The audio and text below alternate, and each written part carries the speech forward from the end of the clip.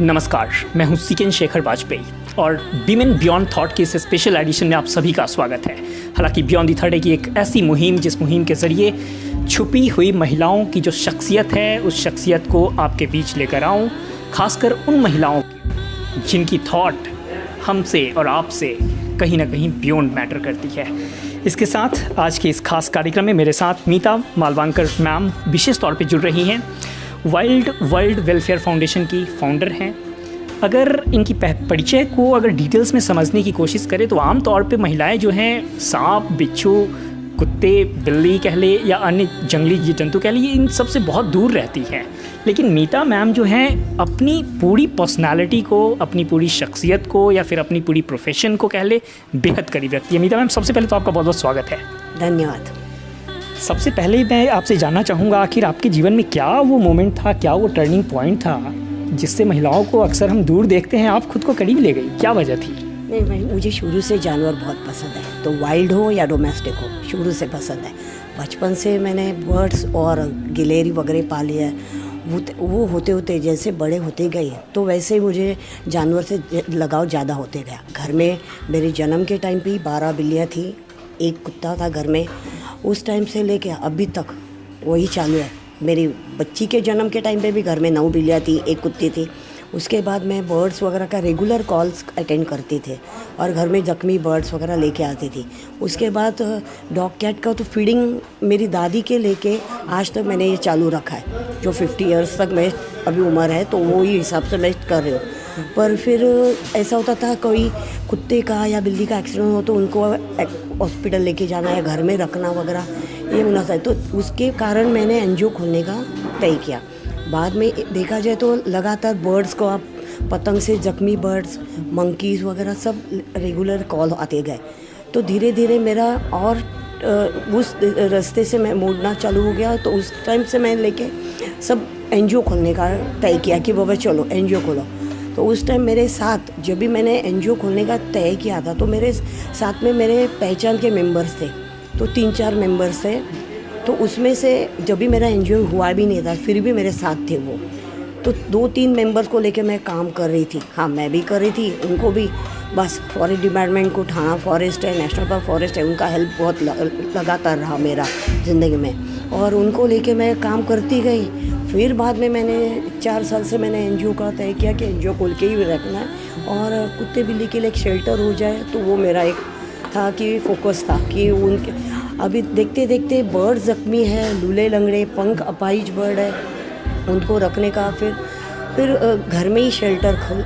अभी तक तो घर में ही सब बर्ड्स। एक सवाल यहाँ उठेगा कि जिस तरीके से ख़ास तौर पे हम लोग अंतर्राष्ट्रीय महिला दिवस पर बातचीत कर रहे हैं, आपका जो एनजीओ है वाइल्ड वर्ल्ड वेलफेयर फाउंडेशन, इसमें कितनी महिलाएं हैं जो और टीम मेंबर के रूप में कार्य कर रही हैं?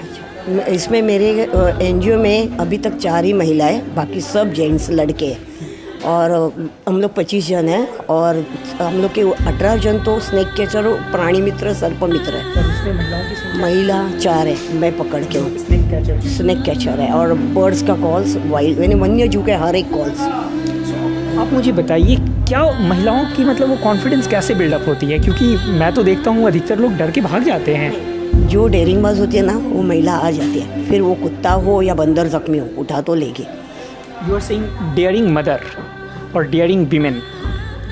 हर एक महिला के अपनी अपनी गुण रहते हैं शरीर में उनके, पर वो बस उसको किस तरह मोड में आना है वो मेन है। तो उसके लिए ना, अभी जैसे मेरा जानवरों से लगाव बचपन से था तो मैं इस मोड पे चली आई। अभी किसको कुकिंग का रहता है, किसी को क्रिकेट का रहता है, तो जैसे जैसे अपनी फील्ड है वैसे डेवलप होती रहती है। इसलिए एक मज़े की बात मैं बताता हूँ। मीता मैम ख़ास तौर पे अभी इनसे जब मेरी बात हो रही थी तो इन्होंने कहा कि जब मेरी जन्म हुई थी तब इनके घर में बिल्लियों की संख्या तकरीबन 12 थी, कुत्ते की संख्या 1 थी। लेकिन आज 51 ईयर्स के बाद आज भी संख्या यही है। मीता मैम, क्या वो कहानी थी जब आपके फैमिली मेम्बर्स भी जो थे इन सब के बेहद करीब खुद को रखें? मेरी दादी और मेरे पापा शुरू से एनिमल लवर थे और घर में मेरे जन्म के टाइम पे 12 बिल्लियाँ थी शिवाजी पार्क में और एक डॉग था। और आज मेरी बच्ची 15 साल की है और अभी भी कोई केसेस होता है जैसे ज़ख्मी बिल्ली है और उसके पैर टूटा हुआ है वगैरह, मैं लेके आती थी घर में तथा आज भी मेरे घर में 12 बिल्लियाँ और एक डॉग है और बर्ड्स में काइट है, 3 पैरेट है, 2 स्क्विरल है, 1 बुलबुल है। ये सब मेरे वाइल्ड लाइफ के मेरे एनजीओ के काम है जो गवर्नमेंट के कस्टडी में मैं रखती हूँ, क्योंकि मेरा शेल्टर नहीं खुद का, ना मेरी एम्बुलेंस है, पर मुझे आगे जाके ये सब करना ज़रूरी है, करूँगी बाद में जैसे जैसे। सो मीता मैम, एक सवाल यहाँ इम्पॉर्टेंट हो जाता है, जिस तरीके से आप एनजीओ चला रही हैं, बहुत कम लोग होते हैं जो इस तरह के एनजीओ या फिर इस तरह के माइंडसेट के साथ आगे आते हैं, और ख़ास तौर पे मैं जिक्र करना चाहूँगा महिलाओं की जो संख्या है एक फाउंडर के तौर पे, वो संख्या बहुत कम होती है। देखिए, मैं मुंबई में 22 एनजीओ में एक फाउंडर हूँ जो मैं हूँ, तो बाकी सब जेंट्स फाउंडर है। मुंबई में लेडीज़ में मैं ही हूँ, स्नेक कैचर के एनजीओ चलाने वाली। सो आपकी लाइफ में क्यों ऐसा लगा कि एनजीओ स्टार्ट करने की ज़रूरत है? क्योंकि मैं मेरा फोकस था मेन डॉग और कैट का, उसके बाद मैंने बर्ड्स का कॉल तो मैं 18 साल से काम करते आई हूँ, पर है ना मेरा ये था कि है 4 साल से मैं स्नेक कैचर हूँ, पर ज़ख्मी सांपों वगैरह के तो हम लोग रख नहीं सकते, वो तो वाइल्ड लाइफ वाले को हम लोग फॉरेस्ट डिपार्टमेंट को ही देते हैं, पर हर एक सांप को देख के कोई भी डरता है, मारता है, तो एक लगाव होते गया। बचपन से जानवर पसंद थे, मुझे डर नहीं था, तो काम चालू होते गया। लेकिन यहाँ पे एक सवाल होता है कि जिस तरीके से हम एक घर में किसी एक सदस्य को भी रखते हैं तो उनकी मैनेजमेंट पे एक बजट जाती है, रहना है, खाना है, उनकी केयरिंग है, इन सारी चीज़ों। अब आपकी एनजीओ जो है कुल मिला के अगर पूरे महीने की बात करूँ 20-25 हज़ार के तकरीबन खर्च बनता होगा, तो ये सारा कुछ जो बजट मैनेजमेंट की जो एक दबाव कह ले, ये किस तरीके से आपका आपके ऊपर लोगों का सपोर्ट है?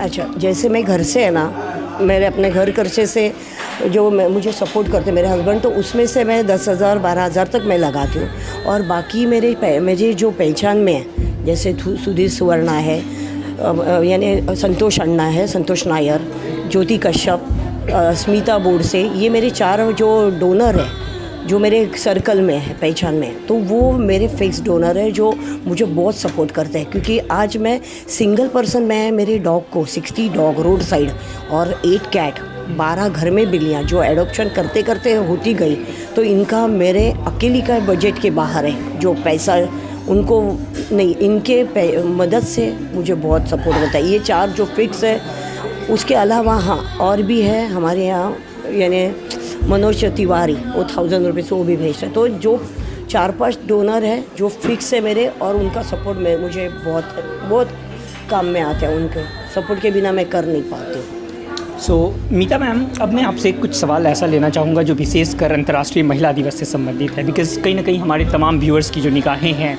वो इस दिन पर आकर टिकी है। एक महिला के लिए अगर मैं जिक्र करूं कि जो महिलाओं के सामने जो इस वक्त स्थिति बन रही है, आम तौर पे चाहे हम डोमेस्टिक वायलेंस का जिक्र करें, जो घरेलू हिंसा है, कहीं ना कहीं महिलाओं को डोमिनेट करने की एक स्थिति इस समाज में रही है। लेकिन आपकी अगर मैं शख्सियत का जिक्र करूं, पर्सनालिटीज़ का जिक्र करूं, तो एक वाइल्ड एनिमल्स के सामने खुद को रखना, मतलब ये हिम्मत मेरे अंदर भी नहीं हो सकती है, बहुत से पुरुषों में भी नहीं हो सकती है। महिलाओं का तो मैं जिक्र ही नहीं कर रहा हूँ, आप एक्सेप्शनल हैं। ये कॉन्फिडेंस क्या है आपकी नज़र में? महिला का होने का मतलब क्या है?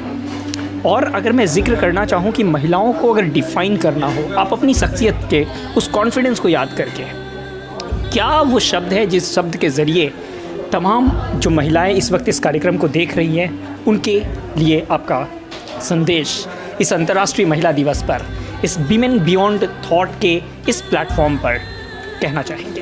अच्छा, मैं बचपन से ना मैं कभी डरती नहीं थी, और पहले डैडी मुझे ऐसा सपोर्टेबल मिले कि डैडी ने मुझे क्रिकेट में डाला, क्रिकेट कोचिंग, क्रिकेट अंपायरिंग, और मैं क्रिकेट खेलती थी जो शिवाजी पार्क से। तो उसके बाद मुझे मेरे हस्बैंड मिले, लव मैरिज हुआ, तो मेरे हस्बैंड ने खुद ही मुझे कैट ला के दिया, खुद ही डॉग ला के दिया, क्योंकि मैं ये सब से बहुत अटैच था मेरा।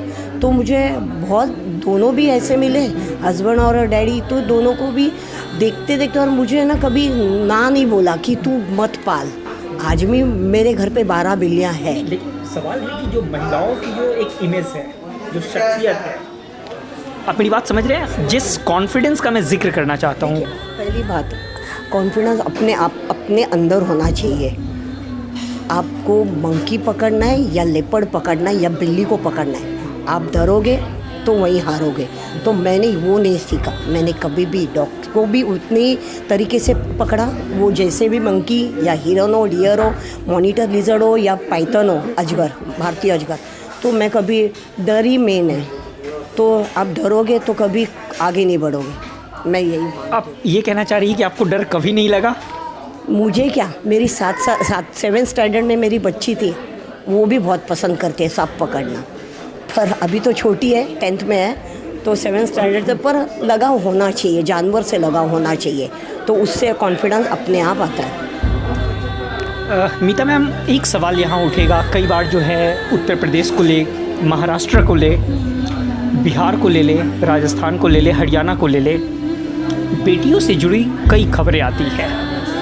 अगर टेलीविज़न चैनल को अगर आप उठाएंगे तो दिन भर की बड़ी खबर रहती है। घंटों घंटों जो है हमने ब्रेकिंग न्यूज़ से लेकर स्पेशल पैकेज चलने तक की कहानी देखी है। प्राइम टाइम से लेकर प्राइम डिबेट का मैंने शो देखा है, हम सभी ने शो देखा है। घरेलू हिंसा के बाद जो महिलाओं के सामने, बच्चियों के सामने जो स्थिति इस वक्त बन रही है, क्या लगता है ये डर उस जगह, या फिर जब आप इन तमाम तस्वीरों को देखते हैं, मैं इन शब्दों का जिक्र इसलिए कर रहा हूँ क्योंकि कहीं ना कहीं ये बड़ी चुनौती है। अगर मैं जिक्र करूँ कि क्राइम की जो डेटा है वो लगातार बढ़ती जा रही है, चाहे वो उत्तर प्रदेश हो, बिहार हो, संख्या कम नहीं रही है। और इसमें आपकी जो कह ली, जो आप जिस कम्युनिटी से आप आती हैं, आप जिस सेक्शन को बिलोंग करती है, वो महिलाएं कहीं ना कहीं पीड़ित है। तो जब मीता मैम इन सारी स्थिति के बीच खुद को रखती है तो क्या महसूस करती है, कैसे इस बड़ी चुनौती से लड़ने के लिए खुद को तैयार करती है? देखिए, पहली बात, कोई भी महिला, आज मैं भी महिला हूँ, तो आप आदमी से डरो या जानवर से डरो, डर तो अपने अंदर का है। वो डर बाहर निकालना है या डर के घर में बैठना है, ये अपने ऊपर है, अपने अपने है। मुझे तो नहीं लगता है कि मैं कोई आदमी से या कोई जानवर के, मैं जैसे हूँ वैसे हूँ। तो मुझे डर मैं निकाल दूँगी ना मेरे दिमाग से, तो ही आगे बढ़ पाऊँगी। बस मुझे ये है। लेकिन मैं चाहूँगा कि आज आपका संदेश खासकर दूर दराज में जो महिलाएं रहती हैं, जो फैमिली मेम्बर्स हैं, उन तक ये संदेश पहुँचे। जब कोई बेटी इस तरह की सोसाइटी में, मतलब कोई भी सोसाइटी में जहाँ भी वो रहती हैं, और ऐसे लोगों का सामना करती है जो उन्हें टॉर्चर कर रहे हैं, कैसे उनका पलटकर जवाब दिया जाए आपके शब्दों में? अच्छा, देखिए, जो कोई एनिमल के लिए अत्याचार कर रहा है, कोई डॉग कैट के लिए भी सोसाइटी में अत्याचार होता है, ठीक है, तो उसमें जो लड़की चुप बैठ के सह लेगी। मेरा सवाल सोसाइटी को लेकर है, हमारा सवाल महिलाओं को लेकर है, गर्ल्स को लेकर, गर्ल्स के लिए, ठीक है। सोसाइटी, उसमें ज़रूरी नहीं है कि आदमी और लेडी के लिए अत्याचार कर रहा है। तुम अपने जवाब खुद से देना सीखो। तुम जब सीखोगे तो ही आगे बढ़ोगे, क्योंकि आपके ऊपर एनिमल्स हो, एनिमल्स के लिए भी बहुत अत्याचार होता है, तभी भी आवाज़ उठाना चाहिए। लेडीज़ के ऊपर भी अत्याचार होता है, वो घर से हो, बाहर से हो या समाज में हो, पर वो जब तक सह रही है ना, तो सहते ही जाएगी। मुझे नहीं सहना है, बस मेरे जैसा बनना है, तो मेरे ही नक्शे कदम पे चलो, मेरा यही मानना है।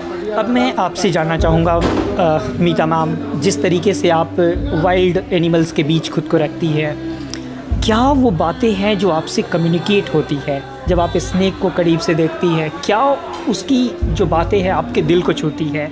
या फिर कैट्स का जिक्र करूँ, गिलहरी का जिक्र करूँ, डॉग्स का जिक्र करूँ, उसकी नेचर, कौन सी वो नेचर है जो आपको कनेक्ट करती है? देखिए, जैसे जैसे जो जानवर के साथ आप अटैचमेंट हो जाता है, जैसे बर्ड्स हो, स्नेक हो, तो हम लोग हैंडलिंग करना सीखते हैं ना, जो भी बर्ड्स हो या मंकी हो, किसको किस तरह उसको हैंडल करना है, उसका नेचर क्या है, वो पहले जानो, तो अपने आप हाथ में आता है। जैसे सांपों में 3 तरह के सांप रहते हैं, non venomous, semi venomous, venomous, तो उसमें भी उसकी भी पढ़ाई होती है और वो किस तरह हैंडल करना है ये सीखो।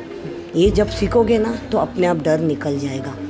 लेकिन आप मुझे बताइए, जब हम बच्चों के करीब जाते हैं, जब खेलना शुरू करते हैं, मुस्कुराना शुरू करते हैं, बच्चे भी जो हैं उसका रिफ्लेक्शन हमें देते हैं। वाइल्ड एनिमल्स के साथ क्या सीन बनता होगा? नहीं, क्योंकि क्या मालूम है, उसका नेचर हम लोग जब कैच करने लगेंगे ना, किस तरह की नेचर होती है? अब जैसे बंदर पकड़ो तो बंदर काटने आता है या कैसे, उसको कैसे पकड़ना है, उसको कैसे अपने तरफ खींचाव लेना है, यानी उसको कैसे हैंडल करना है, ये सीखना पड़ता है। धीरे धीरे धीरे अपने आप हो जाता है ये सब। क्योंकि जैसे जैसे मेरे कॉल्स बर्ड्स के, अभी ऐसा नहीं कि कौवा काटता नहीं, काटता है, सांप भी काटता है, पर उसको कैसे हैंडल करना है, कैसे बोलते ना, हम हैंडल करते करते हो जाता है। बस डरोगे तो वो अपने कोई भी जानवर को या कोई भी बर्ड्स हो या कुत्ते बिल्ली को, उसको टच करने से अपने दांत तो निकालेगा ही, काटेगा ही। और विशेष तौर पे मैं जिक्र करना चाहूँगा अंतर्राष्ट्रीय महिला दिवस पर, जब बियॉन्ड द थर्ड आई की इनिशिएटिव थी कि विमेन बियॉन्ड थॉट को लेकर हम सभी सामने आए, तो ऐसे में मीता मैम की पर्सनालिटी हम सभी के सामने थी और हमें लगा कि मीता मैम को एक मौका देना चाहिए, इस पर जमकर बातचीत करनी चाहिए। लेकिन मैम, सबसे इम्पॉर्टेंट सवाल हो जाता है कि आपकी जो थॉट प्रोसेस है, आप क्या आज की सोसाइटी में ये थॉट प्रोसेस महिलाओं के बीच देख रही हैं? जैसा कि आप खुद जिक्र कर रही थी कि अभी जो 25 मेंबर्स हैं उसमें सिर्फ 4 गिन के महिलाएं हैं, तो क्या आप आने वाले टाइम में ये ड्रीम लेकर चल रही हैं कि महिलाओं की संख्या बढ़ाई जाए अपने एनजीओ में? मुझे चाहिए, क्योंकि मेरे एनजीओ में ना 19 में से जो 25 मेंबर है, पर 19 है ना जो स्नेक कैचर है, बाकी वॉलंटियर है, तो उसमें से 4 ही लेडीज़ है। और मुझे चाहिए कि मेरी टीम लेडीज़ की ही बने, क्योंकि बहुत मेंबर्स के लिए मैं, पर बहुत लेडीज़ आगे नहीं आती। मैं पसंद करती हूँ कि लेडीज़ आगे आए तो मेरे लिए ज़्यादा अच्छा है, क्योंकि मेरी टीम लेडीज़ के लिए बने तो ज़्यादा अच्छा है। इसलिए। लेकिन आप कैसे उन्हें काउंसलिंग करना चाहेंगी, कैसे मोटिवेट करेंगी इस डेंजरस मोमेंट के बीच? नहीं, जिनको एनिमल्स के लगाव है ना, वो खुद से सामने से आती है। ऐसे नहीं कि किसी को, यानी हर एक डर तो सब में रहता है, ऐसा नहीं कि नहीं रहता है, पर अपने आप डर निकल जाता है। जब तक आप एक बिल्ली को उठाते नहीं, तब तक आपको लगेगा कि वो नाखून मारेगी, बराबर। जो जब तक मैं सांप को हैंडल नहीं करती हूँ, तब तक मुझे लगेगा कि वो काटेगा। ये ऐसा नहीं है, हैंडल करना सीखो, हो जाता है। मैम, जब कभी भी हम इस तरह के काम करते हैं तो इसमें एक सक्सेस और एक फेल्योर, 2 शब्द तो ज़रूर आते हैं। कई बार आप भी हैं जो खुशी के माहौल में होती होंगी, कभी गम के माहौल में भी। मैं आपसे जानना चाहता हूँ, जब आप वर्ल्ड वेलफेयर फाउंडेशन में होती हैं, किस मोमेंट में जाकर आपको लगता है कि आज थोड़े आप गम में हैं, उदास में हैं, दुखी हैं, और क्या वो वजह है जिस वजह की वजह से आप खुद को ऐसा महसूस करती हैं? देखिए, घर में कुछ भी, किसी का देहांत भी हो जाता है। मेरे डैडी का भी देहांत हुआ, उस दिन भी मुझे स्नेक कॉल आया था। देहांत होने के बाद भी मैं कॉल पे गई थी, ऐसा नहीं कि नहीं गई थी। तो ये देखो, एक फैमिली होती है जो एक अलग जगह पे रखना चाहिए, अपना काम अलग जगह पे। मेरे फीडिंग का काम है, जो 60 डॉग और 8 कैट मेरे लिए भूखे नहीं रहेंगे। तो मेरे घर पे मेरे दादी का, मेरे मम्मी का, मेरे भाई का, मैं स्मशान से घर आके भी उनका फीडिंग किया है। भले मेरे घर में चूल्हा नहीं पका, पर मैंने डॉग फूड लेके उनको खिलाया। मेरा एक दिन भी नहीं गया कि मेरे डॉग कभी भूखे रहे। और मुझे खुद को, मैं रात को फीडिंग करने आने के बाद 12 के बाद मैं अपना खाना खाती हूँ, तब तक मैं अपना खाना नहीं खाती हूँ। मेरी बच्ची को खाना खिला के जाती हूँ और मेरा 3 घंटे का फीडिंग है जो कंप्लीट करती हूँ। हर एक रात को 2 बजे भी मेरे स्नेक कॉल आते हैं, तो मेरी टीम मेंबर्स हैं, उनको उठाती हूँ और बोलती हूँ कि चलो 2 बजे 3 बजे हम लोग अवेलेबल होते हैं, क्योंकि अपना काम है, काम नहीं कभी पीछे हटना चाहिए। मुझे इन्फॉर्मेशन मिल रही है मीता मैम की जया जी जो हैं वो रेडी हो गई हैं, सवाल के बौछार आपसे करना चाहती हैं। और ऐसे में एक सवाल मैं और यहाँ पे लेना चाहूँगा, ख़ास तौर पे ये सवाल तब महत्वपूर्ण हो जाता है जब अंतर्राष्ट्रीय महिला दिवस का मैं जिक्र कर रहा हूँ बार बार। ऐसे में खतरों से खेलती एक महिला मीता जी, क्या वाकई स्नैक बाइट को खतरा समझती है, खतरा मानती है या नहीं मानती है? नहीं मानती हूँ, क्योंकि सांप बहुत शर्मिला है और आपने हर उसकी बॉडी पैटर्न देखेंगे ना तो आपको भी प्यार हो जाएगा। जैसे जानवरों में पैरेट है, कोयल है, चिड़िया है, कोई भी फ्लैमिंगो, हर एक का बॉडी का पैटर्न होता है। तो वो आप जब भी सांपों से लगा होना लगेगा ना, तो उसके बॉडी पैटर्न को भी आप बहुत पसंद करना लगे। ऐसे नहीं, डर निकल जाता है। जब तक आप उसको सामने लगातार नहीं देख रहे हो तब तक उससे प्यार नहीं हो जाएगा। उस जानवर से प्यार करो जो अपने फील्ड में है, तो उसका डर भी निकल जाएगा और उसको हैंडल करने को बहुत इजी गिरेगा। कितनी शानदार बातें हैं ना। आम आदमी से लोग मोहब्बत करते हैं, प्यार करते हैं, वाइल्ड एनिमल से भी मोहब्बत की जा सकती है। मीता मैम की बातों से हमें साफ संकेत तो मिल रहा है। ऐसे में यकीनन मुझे यकीन है, जिस तरीके से हमने बातचीत किया, यकीनन ये थॉट जो है विमेन बियॉन्ड थॉट के रूप में आप सभी लोग इसे देख रहे होंगे। और मीता मैम की जो पर्सनालिटी है, कहीं ना कहीं हज़ारों लाखों महिलाओं के बीच एक अलग पर्सनालिटी है। इसके साथ अब मैं जया महेश्वरी जी को यहाँ पे इनवाइट करना चाहूँगा, सो दैट कि मीता मैम आपसे कुछ सवालों की बौछार हो। मेरे से आप बातचीत की, इसके लिए बहुत बहुत शुक्रिया।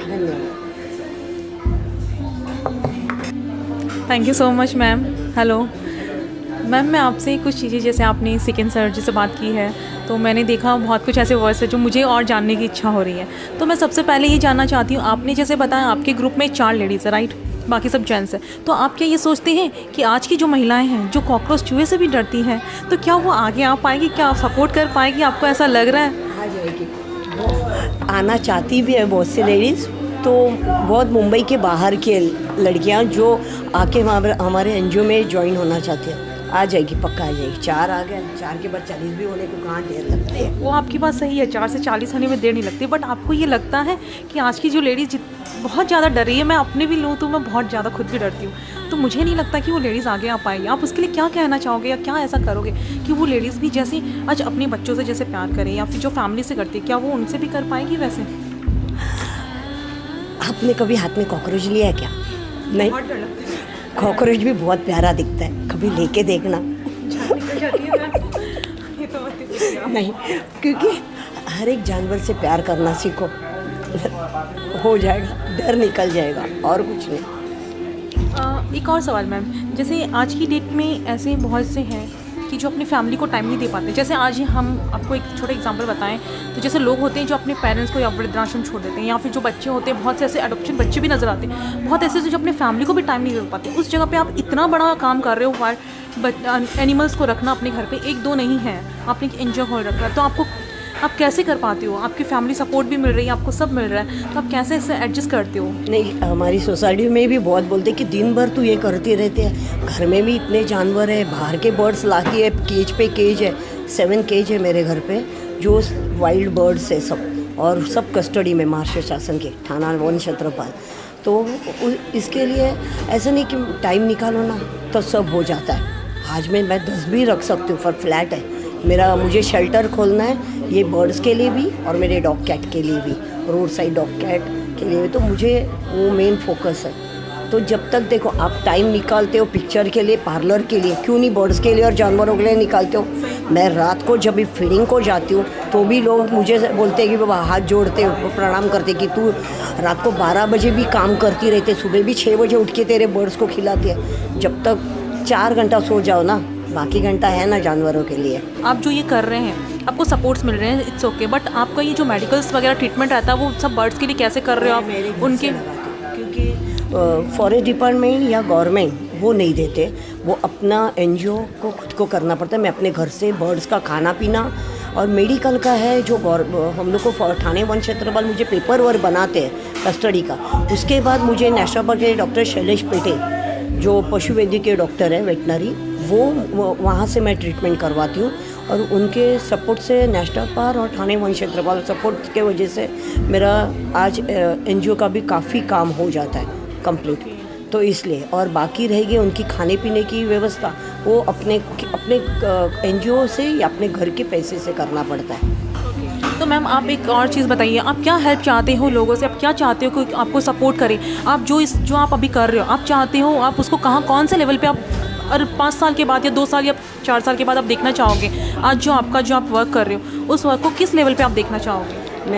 मुझे एक शेल्टर खोलना है, एक एम्बुलेंस की ज़रूरत है, और मेरी जो जानवर है वो रास्ते पे मरे नहीं। जो अपाहिज जानवर बूढ़े होके अंधे होते हैं तो वो वहाँ नहीं मरे, क्योंकि एन टाइम पे मैं अपने घर में लेके आती हूँ बेडरूम में, और मेरे बेडरूम में एक जगह पे रखती हूँ। तो मुझे वो चाहिए कि उनके लिए मैं एक जगह में, मेरे 2 BHK के फ्लैट में उतना नहीं कर पाती हूँ, पर मुझे शेल्टर के लिए मेन फोकस है।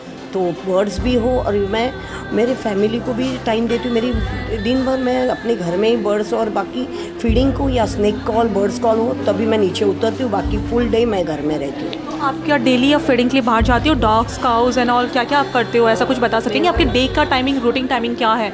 आप जैसे मॉर्निंग से लेकर इवनिंग तक आप कितना टाइम आप देते हो और क्या करते हो, मतलब फॉर द वाइल्ड एनिमल्स या फिर एनिमल्स जो भी डोमेस्टिक है?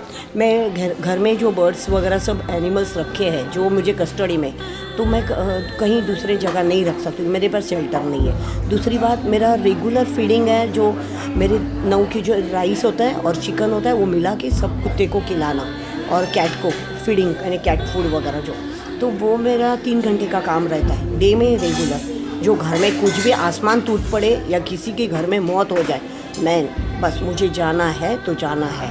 घर से भी मुझे, मेरे घर पे भी डैडी का ध्यान था तो मम्मी भी बोलती थी कि तू ऐसे टाइम पे भी खिलाने जा रही है। नहीं, मैं भूखी नहीं रहूँगी ना, मेरे घर पे चूल्हा नहीं जलेगा, पर बाहर से पार्सल आके हम लोग खाएंगे। बाहर किसी के घर में मैयत होता है तो बाहर से बाजू वाले खाना खिलाते, पर वैसा नहीं, पर मेरे जानवर खाएंगे। आज मेरे घर में किसी का भी, मेरे भाई के मैयत से भी आई मैं अग्नि देके, मेरी मम्मी के दादी के, पर मैंने खिलाया, रोते रोते खिलाया, पर खिलाया। ओके मैम, एक चीज़ और बताइए, आप जैसे अगर हेल्प चाहोगे, अगर आपको सपोर्ट मिले कहीं बाहर से, जैसे किसी और के थ्रू कोई सपोर्ट मिले, कोई एसोसिएट करे या कोई स्पॉन्सर बने, तो आप क्या चाहोगे कि आपको कोई कितना हेल्प करे? आप क्या चाहते हो सरकार से या किसी से भी, आपको क्या हेल्प चाहिए? देखिए, मुझे एक तो शेल्टर के लिए जगह चाहिए जो मुंबई में हो, मेरे घर से कांदिवली से नज़दीक हो, और एक एम्बुलेंस चाहिए जो बर्ड्स वगैरह मैं रिक्शा से या स्कूटर पे बैठ लेके जाते हो। यहाँ से कभी थाने भी वन क्षेत्रपाल गई हूँ ऑफिस में हैंडओवर करने, तो मेरे गोदी में भी मैंने प्रिंटेड फ्लैमिंगो जैसा बर्ड्स को मैंने गोदी में लेके गए। मैं रिक्शा का इतना ट्रैवल का पैसा नहीं खर्चा करती हूँ, क्योंकि मैं यहाँ से नेशनल पार्क में भी जाती हूँ तो स्कूटर पे मेरे मंकीज़ भी मेरे गोदी में रहते हैं, क्योंकि मुझे नहीं डर लगता है। एक हैंडल करना और उसको पकड़ना, लॉक करना मुझे आता है अच्छी तरह पे, तो मैं वो सब, उसके लिए फंडिंग की ज़रूरत है। जो फंडिंग मिला उसके आगे की प्रोसीजर हो गया, तब तक अभी कुछ बोल नहीं सकते, जब तक होगा तब आगे देख लेंगे कहाँ से आएगा कुछ ऐसा। जैसे आज की डेट में जो भी एनिमल्स की जो, जैसे आप अगर डॉग का रख रहे हैं तो उसका जो ट्रीटमेंट्स रखता है टोटल, जो इंजेक्शन वगैरह लगाना, सब जो उसके रूल्स रहते हैं, अगर वो नहीं करते हो बाइटिंग करने से प्रॉब्लम्स एंड हॉल होती है। स्नैक बाइट करे तो क्या करना चाहिए? देखिए, स्नैक बाइट होती है तो पहली बात तो उनको, सामने वाले को डराओ मत जिसको स्नैक में काटा है। दूसरी बात, उसको जहाँ गवर्नमेंट का नज़दीक से नज़दीक, जितने नज़दीक वहाँ गवर्नमेंट का हॉस्पिटल है वहाँ लेके जाइए, और उसको चलाइए मत, उठा के लेके जाइए। वहाँ जहाँ कौन से सांप ने काटा है, कम से कम आपके पास फ़ोटो रहेगा या वो डॉक्टर को दिखाने के लिए काम में आएगा, वो ज़्यादा इजी गिरता है डॉक्टर को। दूसरी बात, आप आदमी को डरा देंगे ना और ख़ुद भी डरो मत, तो वो आदमी सर्कुलेशन कम हो जाएगा, जो आदमी को स्नैक बाइट हुआ है वो। तो ये सब है। कुत्ते ने किसी बच्चे को काटा है तो बच्चे को BMC में लेके जाइए, हॉस्पिटल जो वही गवर्नमेंट हॉस्पिटल है, या किसी कार एक्सीडेंट में कुत्ता बिल्ली मर गया तो भी आप, किसी को घिन आता है रोड साइड पे, किसी को कोई भी जानवर मर जाता है, ज़ख्मी है, कोई बॉडी भी गिरी रहती है ना बंदरों की, तो भी कोई सोसाइटी तो बोलते कि उसके डीकम्पोज हो रहा है, वो बॉडी में से गंदी बास आ रही है, ज़ख्मी। कोई बहुत से बंदर ऐसे कि आधे मरे हुए गिरे रहते हैं, हम लोग उठाते हैं तो भी उनको, सोसाइटी को लगता है कि नहीं बाकी बंदर और 25 आके बैठे हैं तो यहाँ से लेके जाओ, हम लोग को तकलीफ़ हो रही है। जब तक बंदर सैटरडे को जाता है किसी के शनिवार के घर पे तो सबको लगता है अरे बाबा हनुमान जी आ गए, पर जब भी वो 2 दिन और जाने लगे ना तो फिर वो बंदर का रूपांतर में आता है, तब हनुमान जी उसको भूल जाते हैं। ऐसा तो ये नहीं, अपने मतलब के लिए मत जानवर से खेलो, बस यही है। मैं लेडीज़ के लिए खास बोलना चाहूँगी, फिर वो बच्ची हो या बूढ़ी दादी हो, पर जब तक आप जानवर से लगाव नहीं करते ना तब तक डर नहीं निकलेगा। बस हम लोग कभी भी, मेरे NGO में वेलकम है, एक उम्र वाली लेडीज़ के लिए या छोटी बच्ची के लिए भी, मैं कभी भी खुशी खुशी उनको NGO में लेना चाहूँगी, पर आपका डर नहीं चाहिए, बस डर रहेगा तो कुछ नहीं होगा। मैम, एक और लव बर्ड के बारे में मुझे थोड़ा सा कुछ बताइए ना। मैंने उसके बारे में बहुत सुना है बट मैंने कभी आज तक मतलब जस्ट देखा है बट सुना नहीं उनके बारे में, तो मैं चाहती हूँ आप कुछ बताएं उसके बारे में मुझे। अच्छा, लव बर्ड्स एक पैरेट की छोटी सी जात है जो हम लोग पाल सकते हैं, वो शेड्यूल में वगैरह नहीं आते, पर वो क्या ज़्यादा फ्लाई नहीं होते, जैसे बहुत जैसे ईगल, आउल, काइट, बड़े पैरेट, उनके पंख में बहुत ये होता है, यानी ताकत रहती है। लव बर्ड बहुत छोटू से रहते हैं जो पेट हम लोग पाल सकते हैं और प्यारे रहते हैं।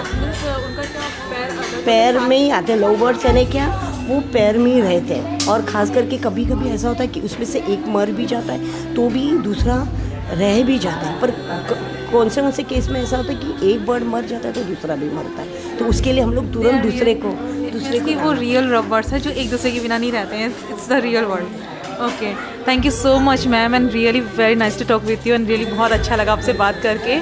Thank you so much.